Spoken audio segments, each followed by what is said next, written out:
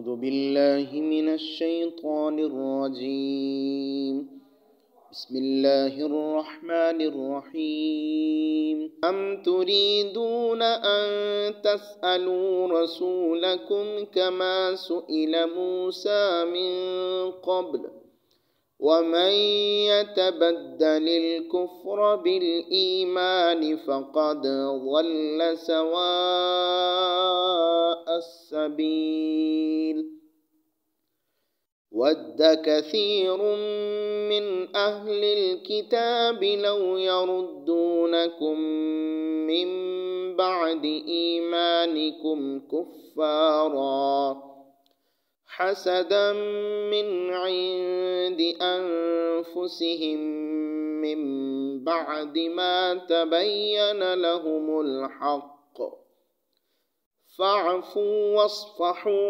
حتى يأتي الله بأمره إن الله على كل شيء قدير وأقيموا الصلاة وآتوا الزكاة وما تقدموا لأنفسكم من خير تجدوه عند الله إن الله بما تعملون بصير. أعوذ بالله من الشيطان الرجيم بسم الله الرحمن الرحيم أم تريدون أن تسألوا رسولكم كما سئل موسى من قبل ومن يتبدل الكفر بالإيمان فقد ضل سواء السبيل.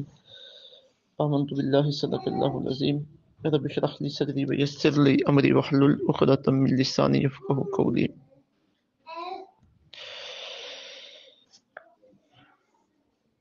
آج ہمارا درس قرآن سورہ بقرہ شریف کی آیت نمبر 108 سے آیت نمبر 110 تک ہے۔ اس میں بطور خاص جو بات بیان کی گئی وہ یہ ہے کہ ایک طرف مکہ مکرمہ کے مشرکین رسول اللہ صلی اللہ علیہ وسلم سے عجیب و غریب سوالات کرتے تھے آپ کو آزمانے کے لیے، اور دوسری طرف مدینہ طیبہ میں یہودی مسلمانوں کو طرح طرح کے سوالات دیتے اور انہیں اکساتے کہ رسول اللہ صلی اللہ علیہ وسلم سے یہ سوال پوچھو، امتحان کے لیے، آزمائش کے لیے۔ تو اللہ رب العزت نے منع فرما دیا کہ پہلے بھی حضرت موسیٰ علیہ السلام جب آئے تھے تو لوگوں نے ان سے عجیب و غریب قسم کے سوالات پوچھے تھے، تو یہ بات اللہ کے نزدیک پسند نہیں ہے کہ تم بال کی کھال اتارو اور اپنے نبیوں کو آزماؤ، انہیں آزمائش میں ڈالو۔ اور جہاں تک معاملہ کافروں کا، یہ تو چاہتے یہ ہیں کہ تم واپس کفر میں پلٹ آؤ، تو ان کی باتوں کی طرف توجہ دینے کی ضرورت نہیں ہے۔ تو فرمایا ام کیا تریدون، تم یہ چاہتے ہو، ان تسالو کہ تم پوچھو، رسولکم اپنے رسول سے، کما جیسے سئلہ پوچھے گے موسیٰ علیہ السلام سے، من قبل اس سے پہلے، ومن یتبدل للکفر اور جو بدل دیتا ہے کفر کو، بالایمان ایمان سے، فقد ضل تو وہ تو بھٹک گیا، سواء السبیل سیدھے راستے سے۔ مطلب یہ کہ جو ایمان کے بدلے کفر حاصل کر لے وہ سیدھے راستے سے بھٹک گیا، وہ کافر ہو گیا۔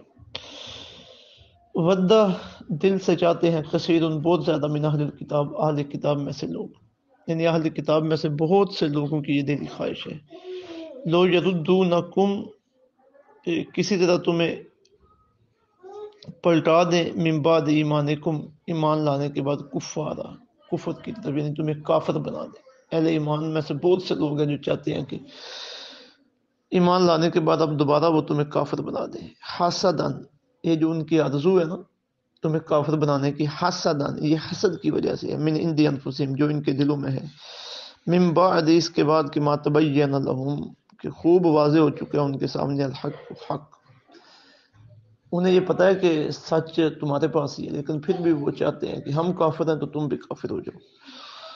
فاعفو انہیں معاف کرتے رہو، واسفحوا اور ان سے درگزر کرتے رہو، حتی یأتی اللہ بامرہ یہاں تک کہ اللہ بھیج دے اپنے حکم، ان اللہ علی کل شیء قدیر، بے شک اللہ تعالیٰ ہر چیز پر قادر ہے۔ واقیموا الصلاۃ، صحیح ادا کرو نماز، وآتوا الزکاۃ، اور زکوٰۃ دیا کرو، وما تقدموا لانفسکم، اور جو کچھ تم آگے بھیجو گے اپنے لیے، من خیر، نیکیوں میں سے، تجدوہ، ضرور پاؤ گے تم اسے، عند اللہ، اللہ کے پاس۔ ان اللہ بما تعملون بصیر، یقیناً جو کچھ تم کر رہے ہو اللہ خوب دیکھ رہا ہے۔ اب انہیں جاتے تھے یہ بات میں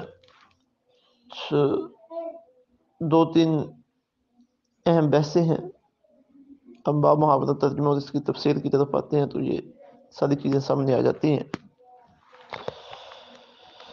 سب سے پہلی کہ ام تريدون ان تسألوا رسولکم، کیا تم یہ چاہتے ہو کہ تم اپنے رسول سے پوچھو، کما سئل موسیٰ من قبل، جیسے کہ پوچھے گئے تھے حضرت موسیٰ علیہ السلام سے اس سے پہلے، یعنی عجیب و غریب قسم کے سوالات جو بال کی کھال اتارنے پہ مشتمل ہوں۔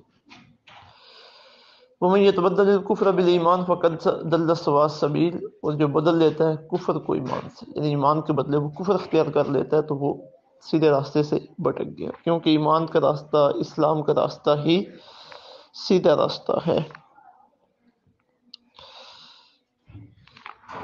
اب یہاں پہ ایک مسئلہ ہے کہ انبیاء کرام علیہ السلام سے کس طرح کے سوال پوچھنے چاہیے اور کس طرح کے سوال نہیں پوچھنے چاہیے۔ انبیاء کرام علیہ السلام سے دین کے مسئلے پوچھنے چاہیے، دین کے بارے میں سوالات پوچھنے چاہیے۔ باقی رہ گیا معاملہ ان سے کوئی معجزہ طلب کرنا اور ایسے سوال پوچھنا کہ جن سے انبیاء آزمائش میں پڑ جائیں، وہ جائز نہیں، ان سے یہ منع فرما دی ہے کہ ایسا نہیں کرنا، کہ انہیں آزمائش میں نہیں ڈالنا۔ باقی پھر ایک بات اس سے یہ نکلتی ہے کہ جو اللہ کے نبی آتے تھے ان سے جو معجزے جو دکھاتے تھے اور ان سے معجزے طلب کیے جاتے تھے، اب کیا کسی نبی سے معجزہ مانگنا کہ یہ معجزہ دکھاؤ تو تب اسلام قبول کریں گے، یہ جائز تھا؟ کیونکہ یہ بھی سوال کے ضمن میں ہی آتا ہے نا، اور اسی آیت کے تحت داخل ہے۔ تو یہاں پہ جو مفسرین نے کلام کیا ہے، میرے سامنے ایک تفسیر ہے جبال الذهب والنخرہ فی تفسیر سورۃ البقرہ، یہ عربی زبان کی تفسیر ہے، شیخ الحدیث علامہ غلام رسول القاسمی زیرہ مجدور، یہ ہمارے پاکستان کے، انہوں نے یہ عربی زبان میں قرآن مجید کی تفسیر لکھی ہے سورہ بقرہ شریف کی۔ اس میں انہوں نے اس بات پہ بحث کی ہے، اور یہ بحث ہماری جو اردو کی مختصر تفسیریں لکھی گئی ہیں ان میں یہ موجود نہیں ہے، تفصیلی تفسیروں میں موجود ہوگی۔ اور اس تفسیر کا یہ خاصہ ہے کہ اس میں یہ چند لائنوں میں انہوں نے اس بحث کو بڑے خوبصورت انداز میں سمیٹا ہے۔ تو انہوں نے لکھا ہے کہ ایک ہے معجزہ طلب کرنا اخلاص کے ساتھ اپنے دل کو مطمئن کرنے کے لیے، تو یہ گناہ نہیں ہے، یہ جائز ہے، جیسا کہ ترمذی شریف کی حدیث نمبر 3647 ہے۔ ایک عرابی نبی پاک صلی اللہ علیہ وسلم کے پاس آتا ہے اور عرض کرتا ہے کہ اللہ کے رسول، میں کیسے جانوں کہ آپ اللہ کے نبی ہو؟ تو اس کے جواب میں آقا علیہ السلام نے اسے معجزہ دکھایا۔ اسی طرح اور صحابہ کی احادیث ہیں، صحابہ کرام نے آقا علیہ السلام کی بارگاہ میں آ کے عرض کی ہے کہ فضل اللہ یسقینا، آپ اللہ کی بارگاہ میں دعا مانگے اللہ ہمیں بارش دے، بخاری شریف کی حدیث ہے۔ اسی طرح اور بے شمار احادیث ہیں جن میں صحابہ کرام علیہ رضوان نے یا ان لوگوں نے جو پہلے کافر تھے اور مسلمان ہوا چاہتے تھے لیکن اپنی تسلی کے لیے آقا علیہ السلام سے کوئی معجزہ مانگا تو آقا علیہ السلام نے معجزہ دکھایا، اس پہ نکیر نہیں کی گئی۔ باقی رہ گیا معاملہ ان میں لکھا ہے کہ وَأَمَّا طَلْبُ الْمُعْجِزَةِ عَلَى سَبِيلِ الْإِمْتِحَانِ وَالْإِنَادِ وَالْبَغْيِ دُونَ إِرَادَةِ الْإِيمَانِ بِهِ بَعْدُهُ فَالشَّرُّ مَحْضٌ وَكُفْرٌ خَالِصٌ۔ کہتے رہ گیا معاملہ کہ نبی کو امتحان میں ڈالنے کے لیے اسے معجزہ طلب کرنا، اناد، بغض اور سرکشی کے ارادے سے معجزہ طلب کرنا، تو فرمایا کہ یہ صرف شر ہے، اس کے اندر کوئی بھلائی نہیں ہے، اور خالص کفر ہے یہ۔ اور اس آیت ترجمہ میں جو قریش رسول اللہ صلی اللہ علیہ وسلم سے طرح طرح کی وہ باتیں کرتے تھے لایانی قسم کی، ان کا بھی رد کر دیا گیا، اور یہودیوں کی طرف سے اہل ایمان کو جو اکسایا جاتا تھا مختلف سوالات پہ، ان کا بھی رد کر دیا گیا۔ تو یہ دو چیزیں آ گئی ہیں کہ اخلاص کے ساتھ معجزے کا طلب کرنا، گزارش کرنا اپنے دل کو تسلی دینے کے لیے یا کسی ضرورت کے لیے، وہ تو جائز. اور باقی اناد کی وجہ سے، دشمنی کی وجہ سے اور مذاق اڑانے کی وجہ سے، شر کی وجہ سے، آزمائش میں ڈالنے کی وجہ سے تو یہ جائز نہیں ہے، یہ کفر ہے. آج کل ہمارے ہاں ایک بڑا مسئلہ بن گیا ہے کرامات اولیاء کے حوالے سے. تو کرامت کے حوالے سے ایک بات تو یہ واضح ہے کہ کرامات اولیاء برحق ہیں. قرآن مجید میں اللہ تعالیٰ نے اپنے ولیوں کی کرامات بیان فرمائی ہیں. حضرت مریم کی کرامات ہیں، حضرت عاصم بن برقیہ کی کرامات ہیں، اور بے شمار کرامتیں ہیں. تو مطلقاً کرامت کا انکار یہ کفر ہے. ہمارے عقیدے کی کتابوں میں یہ لکھا ہوا ہے کہ کرامت الاولیاء حق کو. باقی رہ گیا معاملہ کہ جو چیز، کسی چیز کا، کسی بات کا کرامت ہونا جب صحیح طریقے سے ہمیں پتہ چل جائے، معتبر ذرائع سے پتہ چلے کہ یہ کرامت فلاں ولی کی ہے، تو اس میں ہمیں تسلیم ہے، اس میں کیا حرج ہے. اب کرامت کو کہانی کہنا، اسے قصہ کیا کہ حقارت کی نظر سے دیکھنا، اسے ٹھکرا دینا اور پھر اسے عقل پر پرکھنے کی کوشش کرنا، یار کرامت تو آپ نے بیان کی ہے لیکن یہ ہماری عقل میں نہیں آتی، تو یہ گمراہی ہے. یہ گمراہی ہے، کرامت کا مذاق اڑانا. دیکھیں جس طرح نبی کا معجزہ ہے، اسی کا عکس اللہ تعالیٰ ولیوں کو عطا فرماتا ہے، وہ کرامت ہوتی ہے.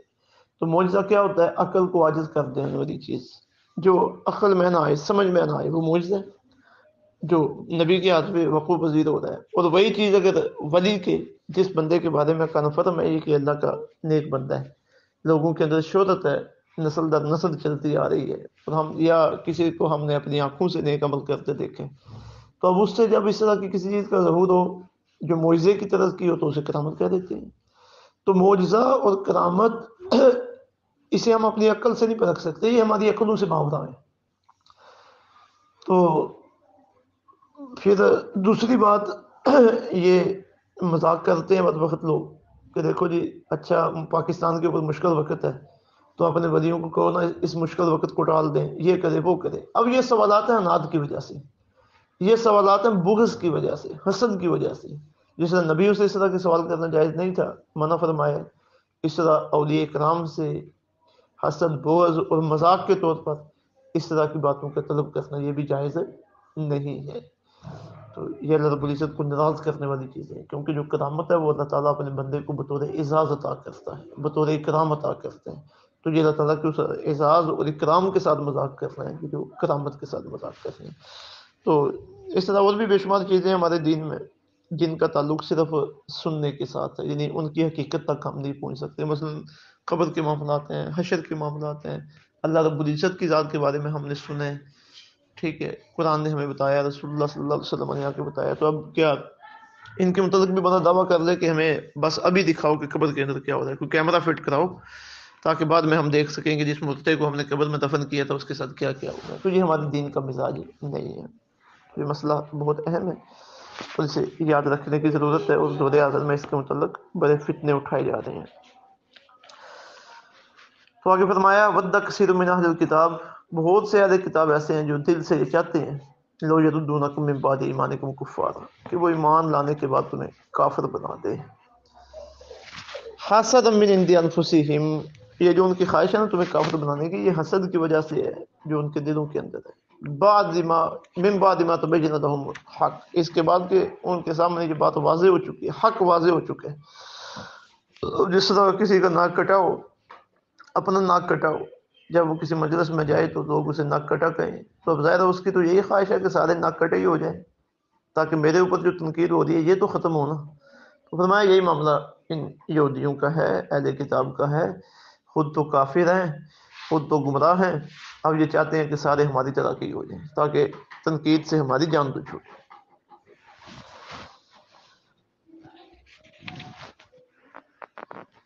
اس ضمن میں تفسیر مظہری میں اور باقی تفسیروں میں ایک واقعہ لکھا گیا کہ جنگ احد میں 70 صحابہ کرام جب شہید ہوئے تو یہودیوں کی ایک جماعت نے حضرت حذیفہ بن یمان اور حضرت عمار بن یاسر رضی اللہ عنہما سے کہا کہ اگر اسلام برحق مذہب ہوتا تو تمہیں نقصان نہ پہنچتا، اس لیے تم ہمارے دین میں آ جاؤ. تو اس کے جواب میں حضرت حذیفہ نے فرمایا کہ میں نے رسول اللہ صلی اللہ علیہ وسلم سے وعدہ کیا ہوا ہے کہ میں آخری سانس تک آپ کا ساتھ دوں گا، کبھی کفر اختیار نہیں کروں گا۔ اور حضرت عمار بن یاسر نے کہا کہ میں راضی ہوں اللہ کے رب ہونے پر، محمد صلی اللہ علیہ وسلم کے رسول ہونے پر، اسلام کے دین، قرآن کے ایمان ہونے پر، کعبہ کے قبلہ ہونے پر اور اہل ایمان کی بڑائی پر۔ پھر وہ دونوں رسول اللہ صلی اللہ علیہ وسلم کی بارگاہ میں حاضر ہوئے، یہ واقعہ عرض کیا تو آقا علیہ السلام نے فرمایا کہ تم نے بہتر بات کی اور تم فلاح پا کی۔ تو اسے پتہ چلا کہ جب کوئی اسلام کے اوپر مشکل وقت آئے تو ہمیں ہمارے دل کے اندر یہ خواہش پیدا نہیں ہونی چاہیے کہ کاش ہم مسلمان نہ ہوتے یا اسلام سے پھر جائیں، مسلمانوں کے اوپر کوئی مشکل وقت آ گئے۔ جب اسلام کے اوپر آ گئے تو پھر ڈٹ جانا اسلام کے اوپر، اللہ رب العزت کی توفیق سے، اللہ کی کرم نوازی سے۔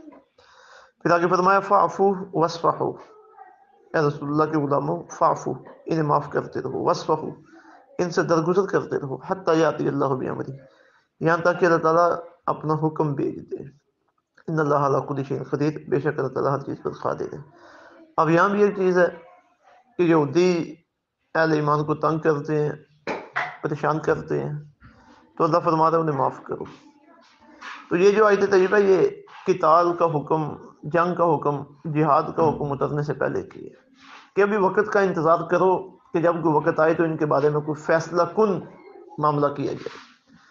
تو پھر جب جہاد کی آیات اتر گئی ہیں اور پھر اہل کتاب کے ساتھ کیا معاملہ کرنا ہے، جس طرح یہودیوں کے ساتھ مدینہ طیبہ میں کیا گیا ہے، عیسائیوں کے ساتھ کیا گیا ہے، جب وہ آیات اتری ہیں جہاد والی تو پھر آیت طیبہ کا یہ حصہ منسوخ ہو گیا، فاعفوا واصفحوا حتی یاتی اللہ بامرہ۔ جس طرح پیچھے ناسخ و منسوخ کی بحث آئی تھی نا، وہ اسی طرح یہی باتیں سمجھانے کے لیے آئی تھی کہ کچھ آیات کا حکم ختم ہو جاتا ہے اور ان کے بدلے میں دوسری آیات آ جاتی ہے۔ تو جو جہاد والی آیات ہے انہوں نے آ کے اس آیت کے ٹکڑے فاعفو انہیں معاف کرتے رہو، واصفحوا درگزر کرتے رہو، حتی یاتی اللہ بامرہ یہاں تک کہ اللہ تعالیٰ کوئی اپنا حکم بھیج دے۔ تو یہ آیت کا یہ ٹکڑا کینسل ہو گیا ہے، منسوخ ہو گیا ہے جہاد کی آیات کی وجہ سے۔ وَأَقِیمُوا الصَّلَاةَ وَآتُوا الزَّکَاةَ، اب اہل ایمان کو آپس میں متحد رہنے کا حکم دیا جاتا ہے اور اپنے رب کے ساتھ تعلق مضبوط رکھنے کا حکم دیا جاتا ہے کہ تم اپنے رب کے ساتھ تعلق مضبوط رکھو، آپس میں متحد رہو، تاکہ یہ یہودیوں کی سازشیں یہ تمہارا کچھ نہ بگاڑ سکے۔ تو جو نماز کو قائم کرنا یہ اللہ تعالیٰ کے ساتھ تعلق کی مضبوطی کا ذریعہ ہے۔ زکوٰۃ دینا یہ اپنے اہل ایمان بھائیوں کے ساتھ تعلق کی مضبوطی کا ذریعہ ہے۔ تو فرمایا اقیموا الصلاۃ، صحیح سے ادا کرو نماز، وآتوا الزکاۃ اور زکوٰۃ دیا کرو، وما تقدموا لانفسکم من خیر، اور جو کچھ بھی تم اپنے آگے بھیجو گے اپنے لیے نیکیوں میں سے۔ اب یہ آخرت کی فکر ہے کہ اپنی آخرت کے لیے عمل کیا کرو کہ تم نے اللہ رب العزت کی بارگاہ میں جانا ہے، تو اتنے اعمال آگے بھیج دو کہ جو وہاں تمہارے کام آ سکے۔ تجدوہ عند اللہ، تم پاؤ گے ان کا ثمر اللہ کے پاس۔ ان اللہ بما تعملون بصیر، جو کچھ تم کر رہے ہو اللہ خوب جانتا ہے۔ تو اب آج کا جو سبق تھا اس میں تو ایک ایک آیت جو ہے وہ ہمارے لیے ہدایت اور بہتری کا ایک جہان لیے ہوئے اور ہماری فوری تربیت کا بڑا سامان نہ جاتے تھے، یہ بات میں موجود ہے۔ اللہ رب العزت سمجھ کے عمل کی توفیق عطا فرمائے۔ وما علینا الا البلاغ المبین۔